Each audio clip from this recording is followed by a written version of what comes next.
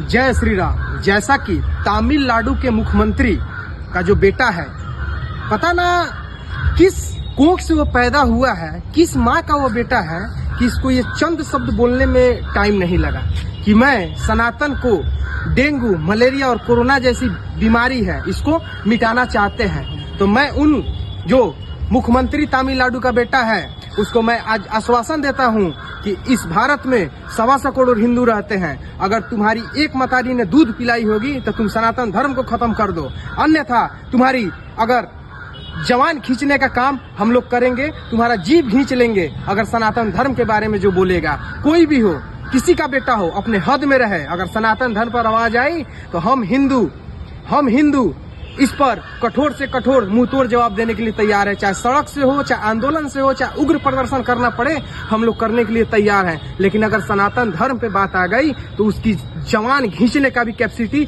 हम लोग रखते हैं। हम इस देश में शांति चाहते हैं, हमें शांति से रहने दे, वरना अगर अशांति के माहौल पे अगर हम लोग इस देश में उतर जाएं तो वे तमिलनाडु तो क्या पूरे भारत में हालात ऐसी मचा देंगे जैसा किसी सोचा ही नहीं होगा। कभी आपने सुना होगा कि मजाक के चादर के बारे में कहा जाएगा, मस्जिद के बारे में कहा गया, ये जानबूझ के सनातन धर्म पे वार किया जाता है। हमारे सारे हिंदू भाई को जागरूक होना होगा कि अगर कोई बोले तो उसका मुंह तोड़ जवाब दे। और एक चीज, ये कभी नहीं किसी ने किसी अल्पसंख्यक के बारे में बोला हो, कभी नहीं। इस देश में जिस प्रकार से पीएफआई और आतंकी मानसिकता वाले लोग इस देश में जो इकट्ठा हो रहे हैं, हिंदुस्तान में जो हिंदुस्तान का रोटी खा करके अपने बाप पाकिस्तान को ये करते हैं कि पाकिस्तान जिंदाबाद, पाकिस्तान जिंदाबाद, ऐसी हालात नहीं चलने देंगे, ऐसी हालात नहीं बनने देंगे। हिंदू को जगना होगा, हिंदू को एकत्रित होना होगा। जात पात में मत बटो, जात तो आएगी, पात आएगी जाएगी, तुम्हारा जात से कोई मायने नहीं है। तुम्हारा धर्म से मतलब है तुम किस जाति को हो, ऐसा कुछ नहीं है। लेकिन तुम्हारा धर्म से मतलब है, वो तुम्हारा जात नहीं पूछेगा, वो तुम्हारा हिंदू धर्म जान के तुम पर वार करेगा।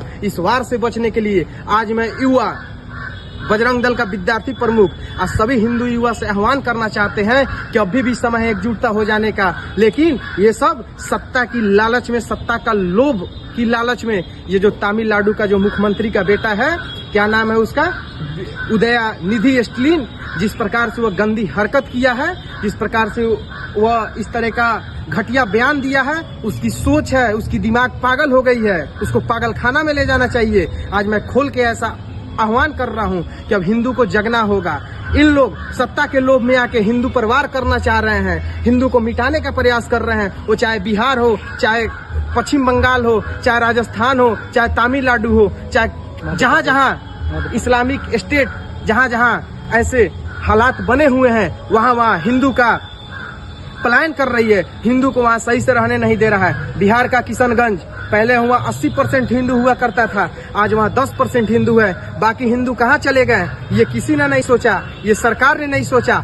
आज अगर कोई हिंदू युवा सड़क पे आता है तो उस पर FIR हो जाता है। धर्म के लिए कोई हिंदू युवा लड़ता है तो उस पर FIR हो जाता है। ये पता नहीं ये कैसी विचारधारा है, ये कैसी इनकी मानसिकता है। हमारे पूर्वजों ने संविधान स्वीकार किया है, उनके ही पूर्वजों ने संविधान स्वीकार किया है। हम लोग संविधान को मान रहे हैं तो इसका मतलब ये नहीं कि आप हमें और हालात से बदतर बनाइएगा। अब हमें जगना होगा, हमें शस्त्र का प्रयोग भी करना होगा, हमें धर्म के लिए लड़ना होगा, हमें अपने सनातन के लिए लड़ना होगा। आज का युवा FIR या अदर कुछ से भी डर जाते हैं, लेकिन ऐसे चीजों से अगर पड़े, आपके घर पे किसी ने वार किया तो आप शांत मत बैठिए, उसको वहीं पर मुंहतोड़ जवाब दीजिए। आप समझ जाइए कि हम पर FIR होने वाला है, तो जब FIR होने वाला है तो हम उसको मुंहतोड़ जवाब करके ही FIR में जाएंगे। हम मुंहतोड़ जवाब दे के ही अपने हाथ में हथकड़ी लगाएंगे, ऐसा हम आज आह्वान करते हैं। अगर मेरी बात आपको अच्छी लगी तो आप कमेंट बॉक्स में जरूर बताइएगा।